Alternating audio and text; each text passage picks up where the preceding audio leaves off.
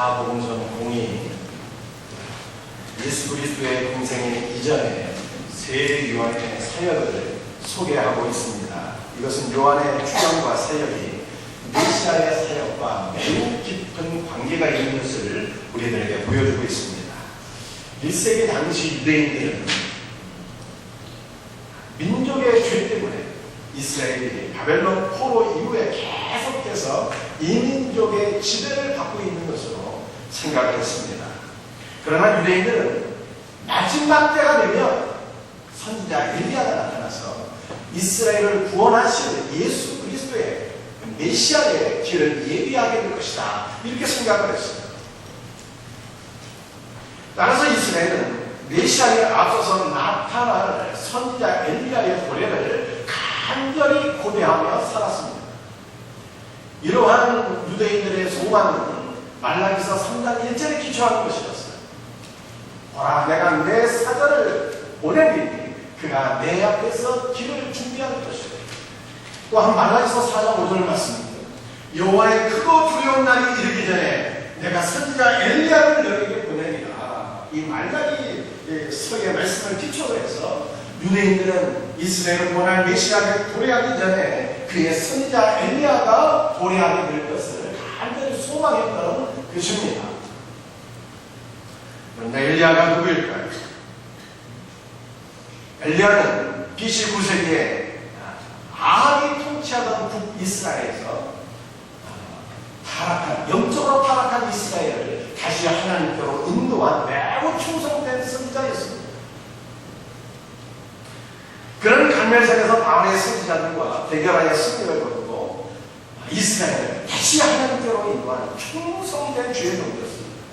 히브리 전통에 의하면, 성경을 보게 되면 이 엘리야가 불말과 불씨를 타고 하늘로 살아서 승천하지 않습니까? 그런 유대인들은 그가 죽음을 보지 않고 살아서 승천했기 때문에 언젠가 그가 다시 와서 이스라엘을 회복하게 될 것이다, 이러한 기대를 갖고 있었던 거예요. 이러한 상황 때문에 요한의 출현은 제2의 엘리야로서 매우 독특하고 또 중요한 그 사명을 갖고 있었던 것입니다. 우리가 오늘 본문 말씀 마태복음 3장 1절 말씀을 같이 한번 읽어보겠습니다. 시작. 그때에 세례 요한이 이르러 유다 왕에서 전파하여 아랍에, 그런데 그때라고 하는 것은 무슨 의미입니까? 이 그라고 하는 것은요, 그 사람을 의미합니다. 우리 마태복음 1장과 2장을 읽어보게 되면 누구에 관한 얘기가 쫙 이렇게 있습니다.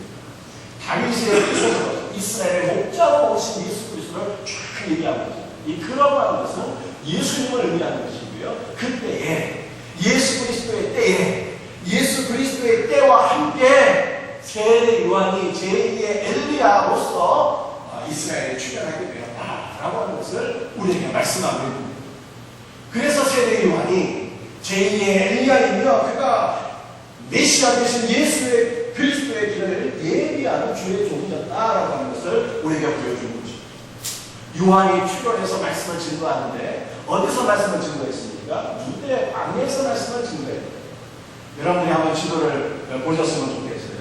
유대 광야가 어디에 있습니까? 유대 광야는 맞습니다. 이스라엘이 남쪽에 있습니다. 유대 광야. 이 유대 광야는 무슨 의미입니까? 유다 지파에게 분배한 땅이다, 이런 뜻이 되는 거예요.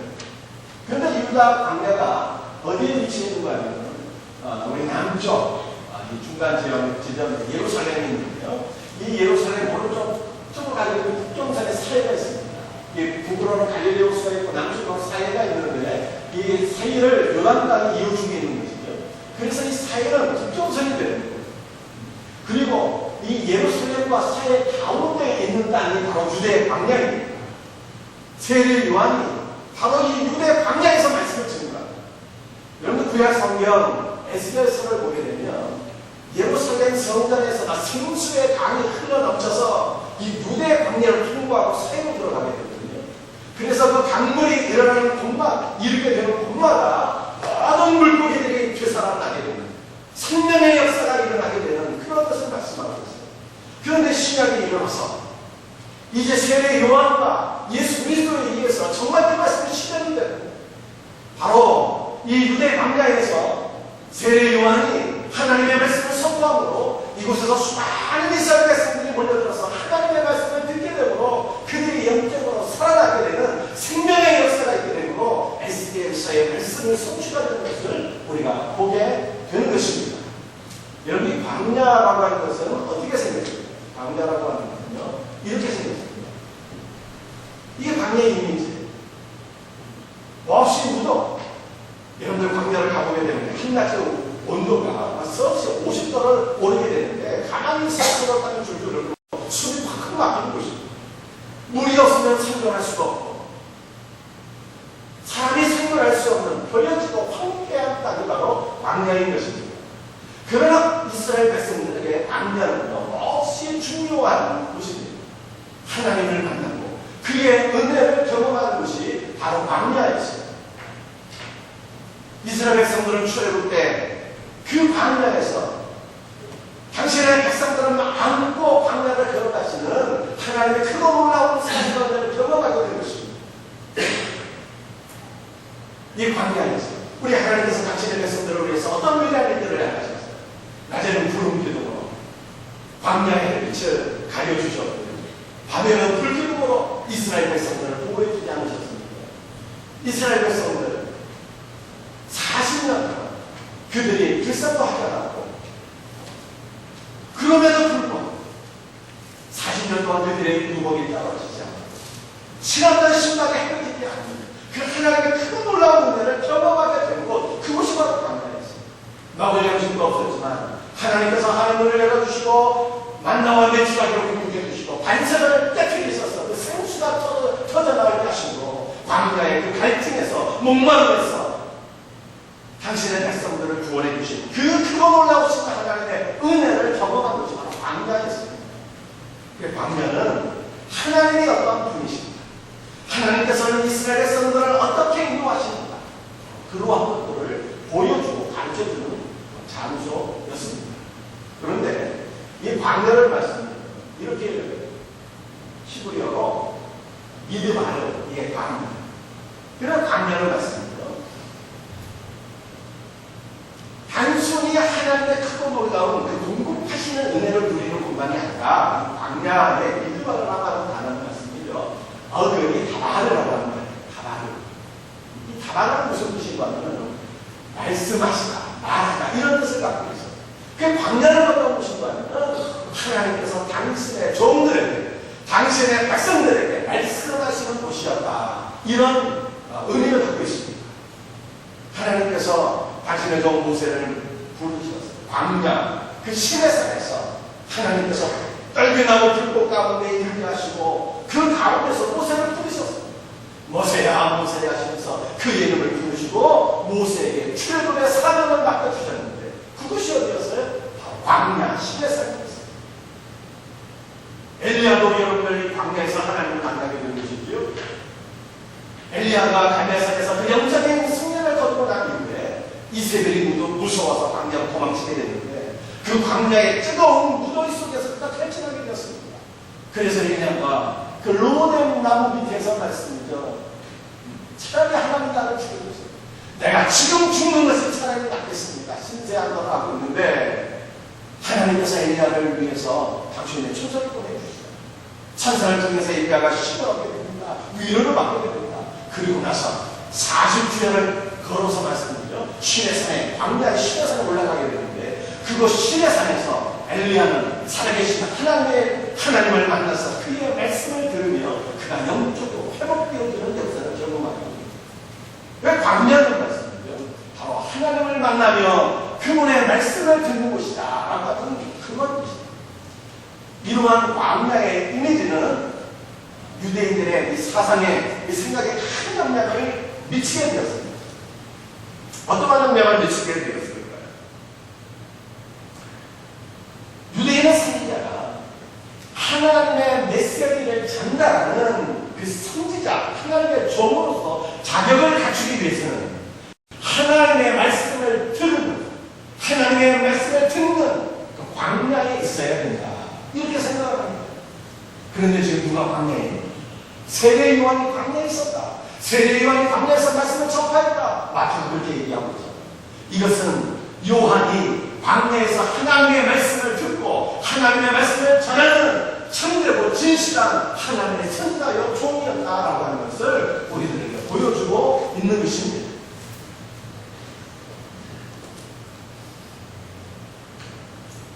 사랑하는 성도들이요, 우리가 여기서 한 가지 좀 질문을 해봤으면 좋겠어요. 왜 하나님께서는 멋있는 궁궐이 아니라 또 사람들이 많이 모여있는 그 시작 저작거리가 아니라 왜 하필이면 광야에서 말씀하셨을까? 라고 하는 것을 질문하셨어요. 왜 그렇게 하셨을까? 여러분, 오늘날 우리는 하나님의 말씀을 듣기 위해서 이스라엘의 유대 광야로 가야 되는 것입니까? 어떻게 생각하세요? 여기에 대한 답변은 예스이기도 하고 노이기도 합니다. 우리의 성도들이 살아서 죽기 전에 성경을 이해하기 위해서 반드시 한 번 가봐야 될 장소가 있다면요, 여러분, 바로 성지입니다. 성지에 가게 될 때, 이 광야에 가게 될 때, 왜 하나님께서 광야에서 당신의 종들에게 말씀하셨을까라고 하는 것을 우리는 이해하게 되는 거예요. 그러나 오늘날 우리 성도들이 하나님의 말씀을 듣기 위해서 물리적인 장소인 광야에 갈 필요는 없습니다. 여러분들, 광야는 어떤 곳입니까? 광야는 사람이 생존할 수 없는 곳입니다. 물이 없기 때문에 단 일주일도 버틸 수 없는 장소가 바로 광야입니다. 광야는요, 고난을 의미하는 거예요. 인간이 처한 그 한계 상황을 의미하는 것입니다. 한계 상황에서 죽을 수밖에 없는 그 한계 상황, 그 고난의 자리에서 인간이 어떤 일을 할 수 있을까요? 할 수 있는 일이 아무것도 없어요. 인간이 할 수 있는 일은 오직 물을 내려주시는, 피를 주시는 하나님만 바라보는 거예요. 그래서 성도는, 하나님의 자녀들은 고난의 자리, 한계 상황에서 오직 하나님을 바라보며 하나님을 의존하며 하나님의 도우심을 강구하는 자가 성도이며, 바로 그렇게 고난의 상황에서 하나님을 의존하며 주를 바라보고 기도하게 될 때 하나님은 말씀하시게 됩니다. 고난의 자리에서 하나님을 의존하시게 됩니다.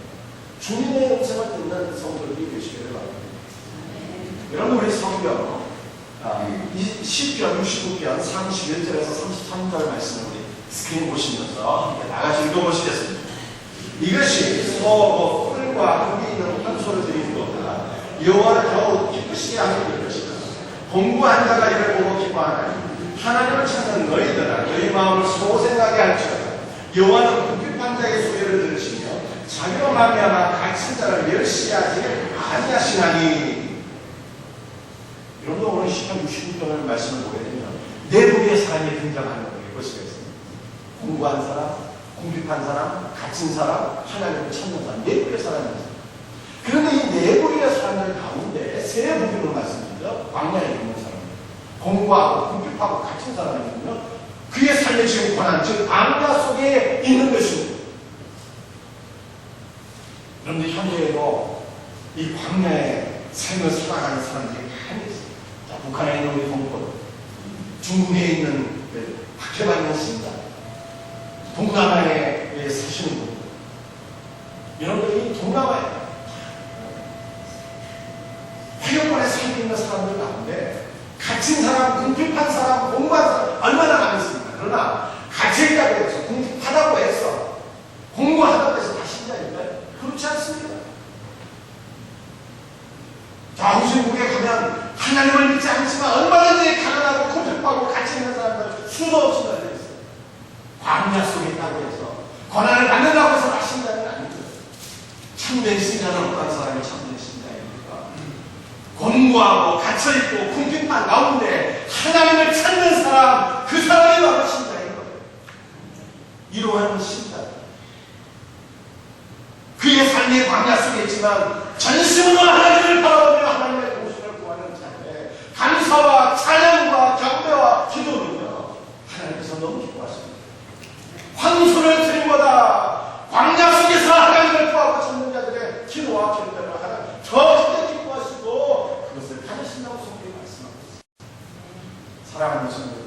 여러분들 가운데 혹시 광야의 삶을 살고 계시는 분들은 없습니다. 여러분들의 삶이 한계상과 고난 가운데 있지는 않습니다. 어떻게 하면 좋겠어요? 전심으로 하나님을 바라보셔야 돼요. 전심으로 하나님을 의존하며 기도하셔야 돼요.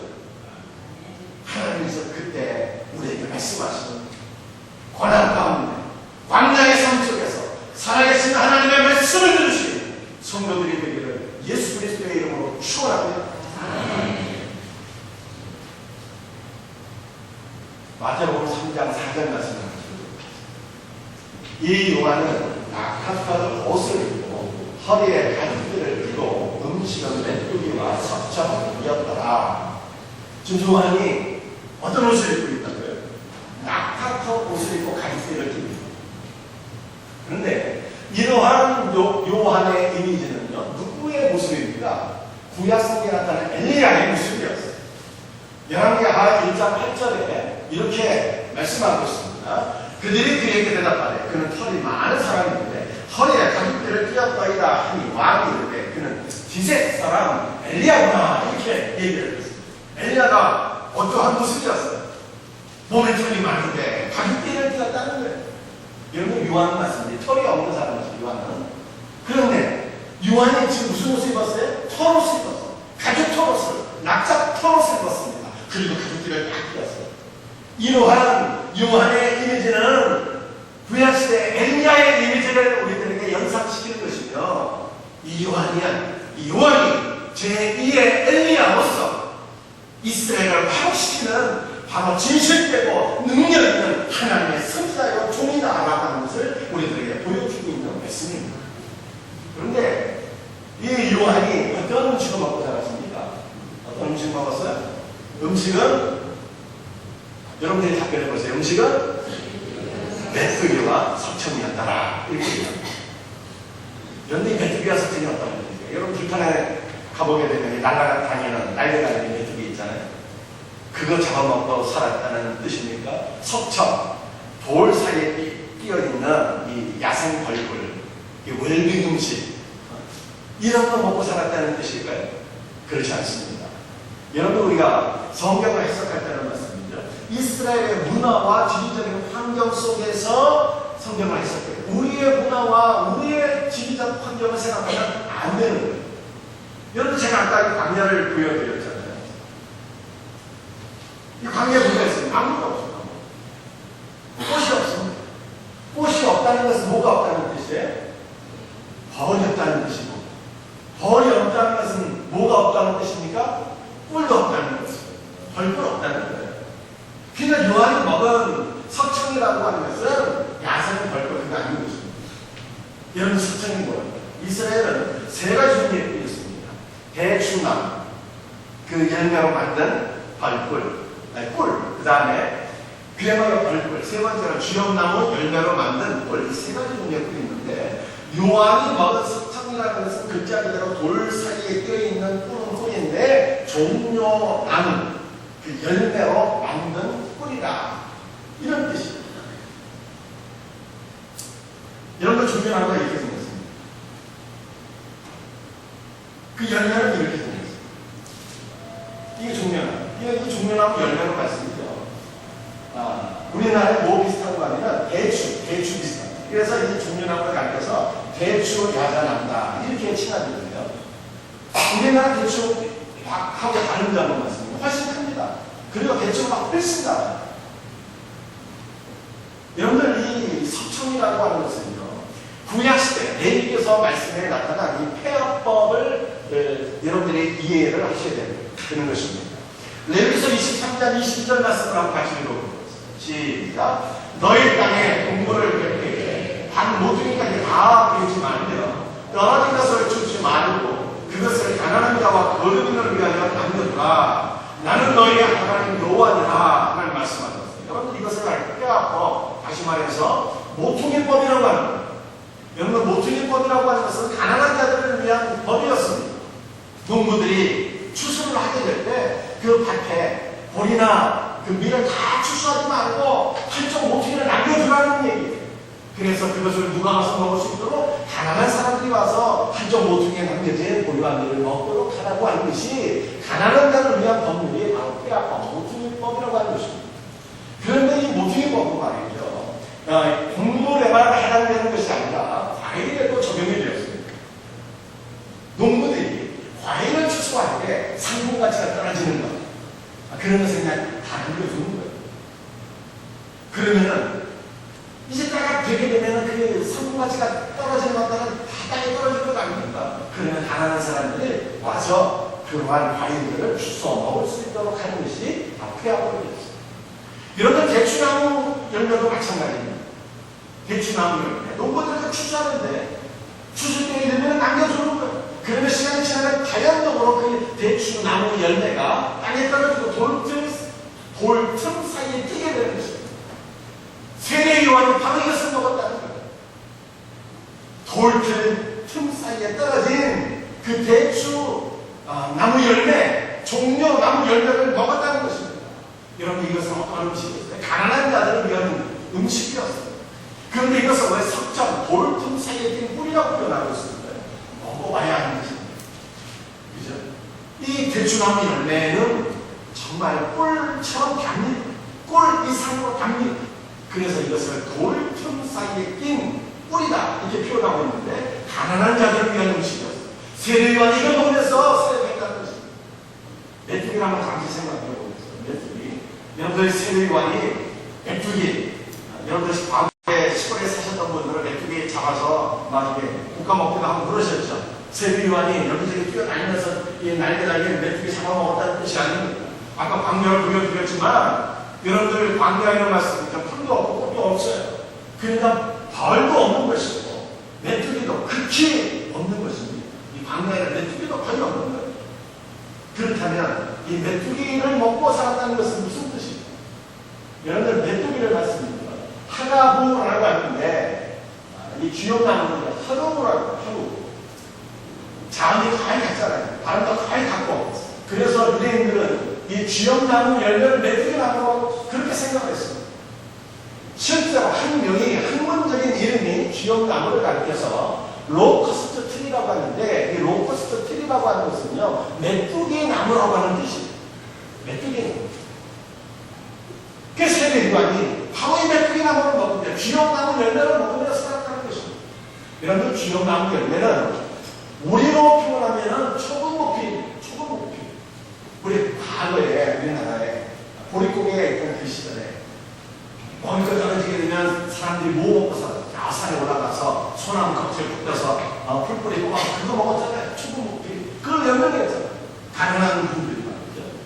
이스라엘에서 이 초금목피는 바로 주역나무 열매를 의미하는 거예요. 이게 보통 되는 사람들이 먹지 않습니다. 그러나 기분이 들어서 먹을 것이 떨어지게 되면 가난한 사람들이 먹었던 것이 바로 주역나무 열매였어요. 세례요한이 무엇 먹고 살았다는 거예요? 다 주역나무. 여러분들 세례요한은 제주도 가보세요. 아들이. 그 아버지가 제수자 사관이었어요. 가난하지 않은 사람이었습니다. 이 세례요한. 그럼에도 불구하고 그 당시 이스라엘 백성들이 로마의 지배하에서 경제적으로 매우 궁핍한 삶을 살았기 때문에 그저 대부분 보통 사람들의 수준에서 그가 경제적으로 가난한 사람들이 먹는 이 초금목피 주역나무 열매를 먹으며 석창만을 먹으며 그렇게 하나님의 말씀을 전파했다. 그런데 이와 같이 초금목피로 연명을 하면서 말씀하신다 세례요한에게 수많은 사람들이 몰려들어서 말씀을 듣게 됐습니다. 여러분에게 주역나무 열매가 있겠습니까? 이게 고추보다는 좀 더 크고요. 이게 익기 전에 그 주역나무의 모습이거든요. 익으면 이렇게 검정색으로 변하거든요. 이게 가지보다는 좀 작습니다. 고추보다는 크고 가지보다는 작은 거예요. 익기 전에는 파란 모습이요. 익고 나면 이게 가지처럼 이제 검붉은 모습이 되는 이 주역나무. 세례요한이 이거 먹으며 하나님의 말씀을 준다. 그런데 이렇게 세례요한이 주역나무 열매와 석창을 먹으며 하나님의 말씀을 증거할 때 마태복음 3장 5절 6절을 읽어봅시다. 시작. 이때 예루살렘과 온 유대와 요단강 사방에서 다 그에게 나와 자기들의 죄를 자복하고 여러분들 이 5절 6절을 보게 되면 예루살렘과 어울레와 요단강 사막이 이스라엘 남부 지역을 의미하는 것이거든요. 여기에서 사람들이 요한에게 나와서 말씀을 들었다는 거예요. 그런데 북부에서 나왔습니다. 그러지 않습니다. 요한의 초기 제자들을 보게 되면 갈릴리 출신들이 많이 있었어요. 예수님 갈릴리에서부터 요한에게 세례를 받으러 오셨던 거예요. 그래서 이 말은 이스라엘의 전역에서 북이스라엘에서 남유다까지 위로는 종교 지도자들로부터 해서 군인부터 시작해서 밑으로는 평민에 이르기까지 수많은 사람들이 요한에게 찾아와서 말씀을 들었다는 것이죠. 왜 수많은 사람들이 요한에게 찾아왔어요? 여러분 이 당시 사람들은 말이죠. 여행을 할 때 중간에 강도의 위협이 있어서 냉수의 위협이 있어서 결코 한국 사람이 여행하지 않았습니다. 수십 명씩 무리를 지어서 여행을 했어요. 이러한 고대에 여행의 타이틀을 보내볼 때 유대인들이 수십 명씩 무리를 지어서 북이스라엘부터 남유다까지 다 세례 요한에게 찾아가서 말씀을 들었다는 거예요. 수많은 사람들이 구름대처럼 몰려. 왜 요한에게 찾아가서 이 말씀을 들었던 거죠? 왜 광야를 갔던 것입니까? 광야에 세례 요한이 먹었던 주영나무 열매와 설탕이 맛있어 보여서 그것 좀 얻어먹으려고 그래서 갔습니까? 그런 것입니다. 유대인들 지금 요한에게서 엘리야의 이미지를 보았던 것입니다. 이스라엘을 바꾸시는 엘리야의 이미지. 유대인들은 광야에서 하나님의 말씀을 듣고 말씀을 선포했던 요한의 모습을 보았어요. 광야에서 하나님의 말씀을 듣고 선포하는 그야말로 진실된 하나님의 종이다 생각해서 그에게 살아계신 하나님의 말씀을 듣기 위해서 찾아갑니다. 사랑하는 성도들, 어느 날 마지막 시대에 교회의 본적인 사명이 무엇입니까? 하나님의 말씀을 선포합니다. 현대의 물질 문명이 극도로 발달하면 발달할수록 인간은 영적인 것을 더 추구하게 되어 있습니다. 물질 문명 아무리 발달해도 그 안에서 진정한 만족을 얻을 수 없기 때문에 인간의 내면은 더 클클할 수밖에 없고 인간은 더욱더 하나님의 말씀에 목마를 수밖에 없는 거예요. 이러한 시대에 하나님의 말씀을 바르게 선포하는 것은 교회의 마지막 사명입니다. 교회가 생명의 말씀을 바르게 선포하게 될 때 이 땅에 있는 사람들이 살아날 수가 있습니다. 그러나 이 사명 감당하지 못하게 되면 다 인간의 미혹에서 멸망의 길로 갈 수밖에 없습니다. 이런 교회가 궁극적으로 하나님의 말씀을 선포하는 것이 그 사명이라고 할 것 같으면 누가 감당해야 될 사명입니까? 목사는 교회가 아니죠. 교회라고 하는 것은 모든 성도들의 공동체를 의미하는 것입니다. 목회자만이 아니라 우리 성도들이 이 마지막 시대에 생명의 말씀을 바르게 선포하는 요한과 같은 사역자가 되는 것을 성경이 말씀합니다. 어떻게 이 사명을 바르게 감당할 수 있을까요? 이 사명을 바르게 감당하기 위해서 우리가 두 가지를 기억하셔야 됩니다. 첫 번째는 먼저 들어야 되는 것입니다. 들어야 돼요. 세례 요한이 광야에서 먼저 어떻게 하겠어요? 광야에서 말씀하시는 하나님의 말씀을 듣고 그 말씀을 선포할 때 사람들이 그의 말을 듣기 위해서 찾아가는 거예요. 때문에 우리도 하나님의 말씀을 준다는 이 사명을 감당하기 위해서 먼저 듣는 자가 되셔야 될 것을 믿으시기 바랍니다. 우리 요한복음 5장 24절 말씀을 같이 한번 해볼까요? 시작. 내가 진실로 너희에게 이르노니 내 말을 듣고 또 나 보내신 이를 믿는 자는 영생을 얻었고 심판에 이르지 아니하나니 사람에서 생명으로 옮겨지리라. 우리 예수님 말씀. 내가 진실로 너희에게 이르노니 내 말을 듣고 내 말을 들으라. 주는 말씀. 여러분들 이 듣는다라고 하는 말이 헬라어로 아쿠어라고 하는 것. 듣다, 경청하다 이런 뜻이죠.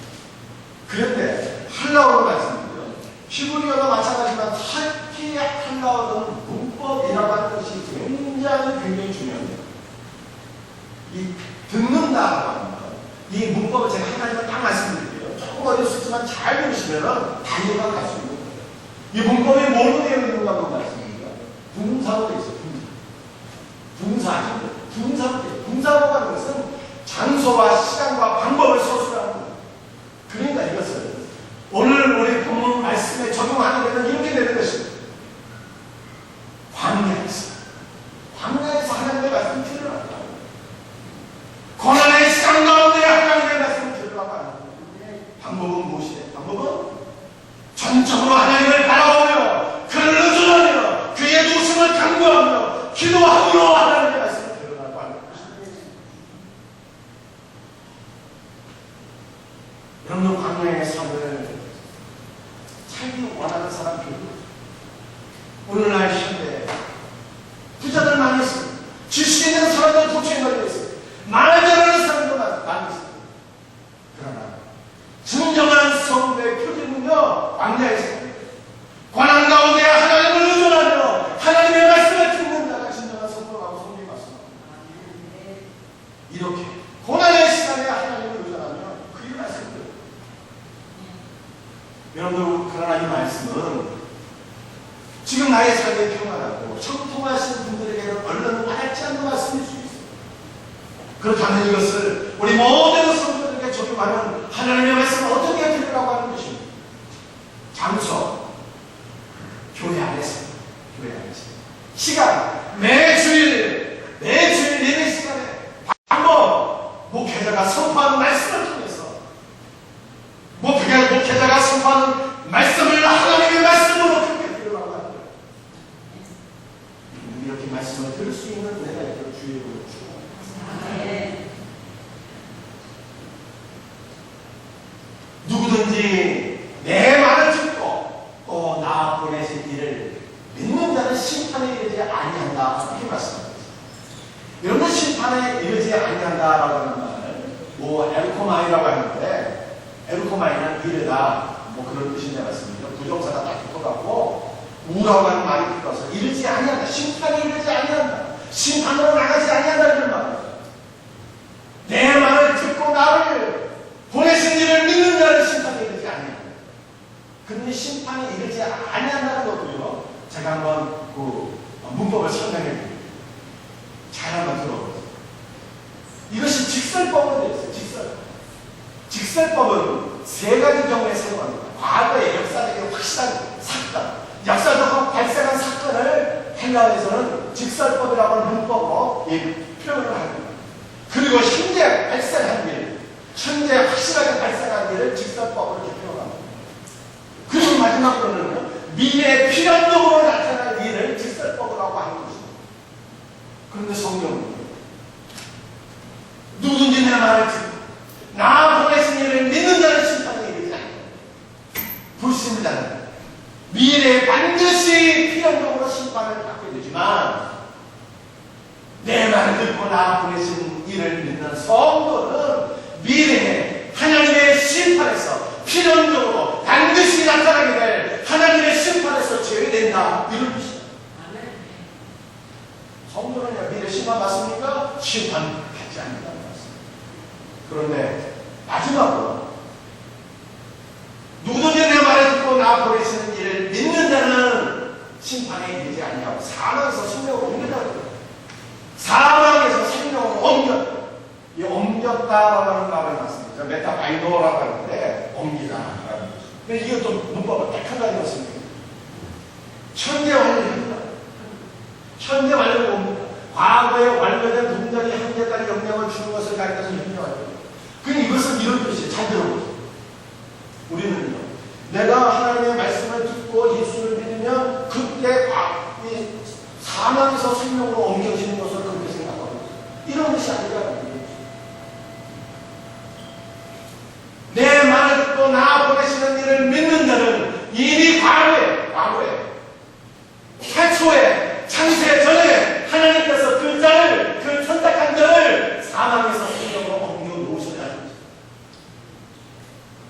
그 결과 지금 내가 예수를 믿게 되고 내가 주의 말씀을 들으며 예수를 믿고 보니 하나님께서 이미 창세 전에 나를 사망에서 생명으로 옮겨 놓으신 것을 내가 지금 깨닫게 되었다는 그런 뜻이 되는 것입니다.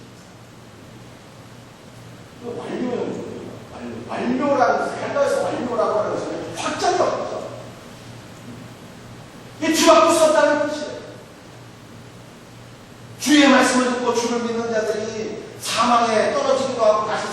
떨어지기도 하고 생명을 얻어서 다시 사망으로 떨어지기도 하고 이런 것이 아니라고 하는 거예요. 우리가 하나님의 은혜 가운데 그의 말씀을 들으며 그를 믿으며 이미 하나님께서 우리를 창세전에 사망에서 생명을 옮겨놓으셨는데 이것은 확정된 일이기 때문에 결코 취소되지 않는다는 거죠. 그런데 사랑하는 성도들, 심판에 이르지 아니하며 사망에서 생명으로 옮겨진 이 위대한 역사들이 무엇에 다 기초하는데 하나님의 은혜와 플러스 내 말을 듣고 하나님의 말씀을 듣는 데서 다 기초하는 거예요. 그 하나님의 말씀을 듣는 게 중요해요. 하나님의 말씀을 듣는 것이 중요합니다. 말씀을 들을 때 내가 구원의 확신을 갖게 되며 구원의 확신을 갖게 될 때 생명의 말씀을 선포하는 진리의 선포자가 됩니다. 여러분들 가운데 여러분의 말씀을 듣는 것은 뭐 2순위, 3순위, 9순위로 보시는 분들이 있으시면 안 됩니다. 하나님의 말씀을 듣는 것을 내 삶의 1순위로 삼으셔야 됩니다. 매주 하나님 앞에 나와서 목회자가 선포하는 말씀을 통해서 하나님의 말씀을 듣는 것을 내 삶의 1순위로 삼을 수 있는 성도들이 되기를 주 예수의 이름으로 축원합니다. 그럴 때 구원의 확신을 갖고 진리의 선포자가 됩니다. 두 번째, 우리가 진리의 선포자가 되기 위해서 우리에게 무엇입니까? 복음의 성경에 전제되고 거부서한 삶 속에서 선포되는 것입니다. 유대인들은 스스로 선민을 갖고 하나님의 백성, 진리의 말씀을 사랑하는 율법을 사랑하는 그런 하나님의 자녀들이라. 그런데 이 유대 종교 지도자들이 어떤 일을 했습니까? 예수님을 하나님의 아들 예수 그리스도를 잡아다가 로마 총독 빌라도에게 끌고 가서 십자가형을 넘겨받게 하잖아요. 왜 그런 일을 했어요? 하나님의 백성인데 하나님의 아들 왜 그랬어요? 신기와 질투 때문에 자기 밥그릇 지키기 위해서 그런 악한 일을 했죠. 그러니까 이들이 그저 말로 하나님의 말씀을 사랑한다, 하나님의 백성이다 하는 것은요 다 새빨간 덧발이었고 위선이었다는 것입니다. 이러한 유대 종교 지도자들은 백성들에게 영향력을 미칠 수가 없었어요. 자기의 영혼도 구원할 수가 없었어요. 일제 강점기 말 주기철 목사님은 일제에 의해서 7년간 억고를 겪으셨습니다. 그 7년간의 감옥 생활에서 주기철 목사님은 말할 수 없는 고난을 당했습니다. 고춧가루 탄물을 코에다 들이붓기도 하고 손톱 밑을 대창으로 쑤시고 밤새 매달아놓고 잠을 지우지 않기도 하고 가정 고문을 당해서 그가 자기의 신앙을 포기하고 신사참배하도록 황제를 숭배하도록 그렇게 강요한 것입니다.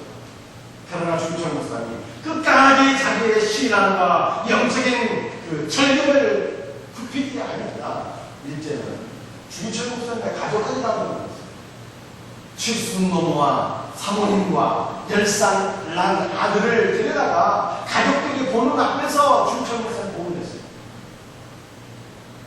두 손을 거꾸로 묶고 공중에 매달아 놓고 죽도로 때리는데 죽도로 주기철 목사님을 때리니까 마치 그네를 탄 것처럼 왔다 갔다 그렇게 매를 나르십니다. 그 모습을 바라보고 아들이 매맞는 모습을 바라본 칠순노모는 그 자리에서 기절하십니다. 주기철 목사님도 20대를 맞고 나서 그만 기절하셨습니다. 약해질 대로 약해지신 주기철 목사님 해방일이 몇 달 전에 1944년에 순교하시게 됩니다. 주기철 목사님 순교하기 하루 직전에 사모님이 면회를 했습니다. 주기철 목사님 사모님에게 이러한 문을 남기셨습니다. 여보, 나는 아무래도 저 교도소의 붉은 광장 너머로 살아서 나가지 못할 것 같습니다. 어머니와 아이들을 잘 부탁하고 내가 이제 죽어서 우리 주님께로 가게 되면 산정교회는 춘천에서 심으셨던 산정의 교회와 조국의 교회를 위해서 기도하고 있습니다. 나의 죽음이 하나의 미랄을 위해서 당신의 교회가 회복되기를, 구원받기를 바랍니다.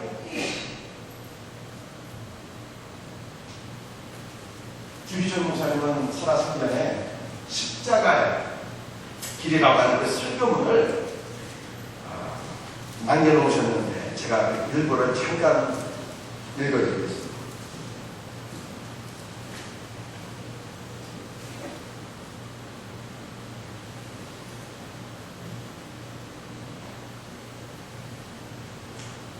십자가의 길로 행하라. 그 길은 진리의 길이다. 진리의 길을 가는 자는 반드시 십자가의 길을 밟게 되는 것이다. 복음의 성현들 중에 진리를 말하면서 십자가의 길을 가지 않은 자가 어디 있는가? 폐영무도한 시대에서 칭찬만을 받고 의기양양하게 편안한 삶을 사는 자가 있다면 그는 십자가의 길에서 탈선하여서 세상과 타협하고 바람 부는 대로 살아가는 자입니다. 주기철 목사님은 그 사모님을 만난 자리에서 마지막 사모님에게 부탁을 하는 일이 아니에요. 주기철 목사님의 마지막 소원이셨어요. 여러분들 주기철 목사님 마지막 소원이 무엇이었을 것 같습니까? 여보,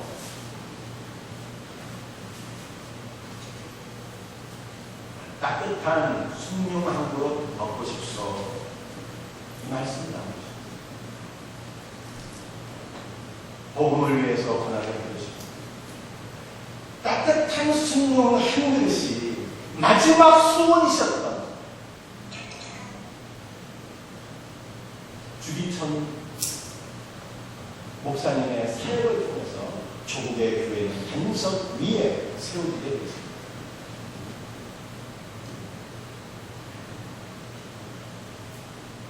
여러분들 요한은 제사장 가문의 사람이라고 말씀드렸습니다. 그는 가난하지 않지만 대다수 가난한 사람들의 경제적 수준에서 빈민들이 먹는 음식, 매우 절제되고 검소한 삶을 통해서 복음을 전합니다. 그러한 검소한 생활들을 유대인들이 보게 되었을 때 그가 진실된 하나님의 종으로 인정되었고 그의 메시지는 살아있었던 것입니다.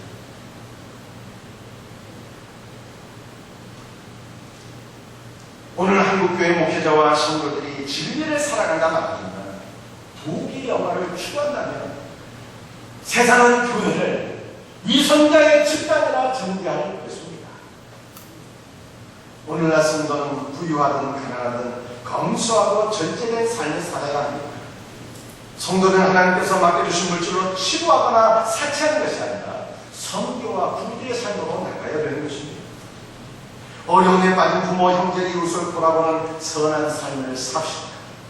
그럴 때 교회가 증가하는 하나님의 말씀이 이 세상 가운데서 진실된 주님의 말씀으로 입증이 되는 것입니다. 세례 요한이 그렇게 사역을 했고요. 오늘날 우리가 이 마지막 시대 때는 저와 여러분이 그렇게 사역을 할 차례가 되었습니다. 마지막 시대 올바르게 사명을 감당할 수 있는 우리 성령생교회와 조국의 교회가 될 수 있기를 주님의 이름으로 축원합니다. 다 같이 일어나셔서 찬송하십시오.